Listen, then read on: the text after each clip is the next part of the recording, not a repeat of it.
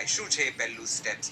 મોટે ભાગે તો એવું થતું હોય છે કે સેલરી આવે છે ને જતી રહે છે, એની વચ્ચે ખાલી 5 દિવસ હોય છે.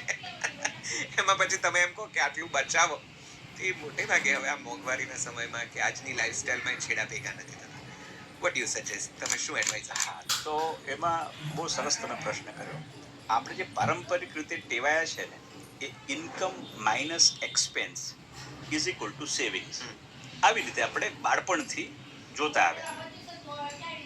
જો સમૃદ્ધ બનવું હોય અથવા જિંદગીના જે સ્વપ્નો છે સાકાર કરવા હોય, તો એવું કહેવાય, જે અમે લોકો ખૂબ ખૂબ ખૂબ શિસ્તબદ્ધ રીતે શીખવીએ છીએ, એ income minus savings is equal to expense. આખી વ્યાખ્યા જ જુદી છે.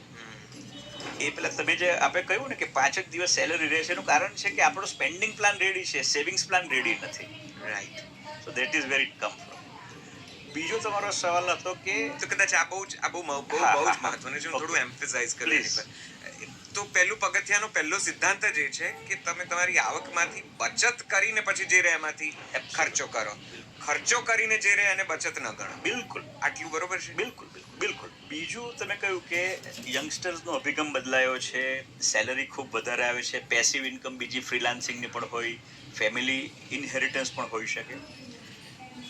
હું એવું માનું કે જ્યારે પણ યંગસ્ટર એનું કેરિયર શરૂ કરે, ત્યારે ડે 1 થી એના ભાગ 4 કરવા જોઈએ એક સેલરીના.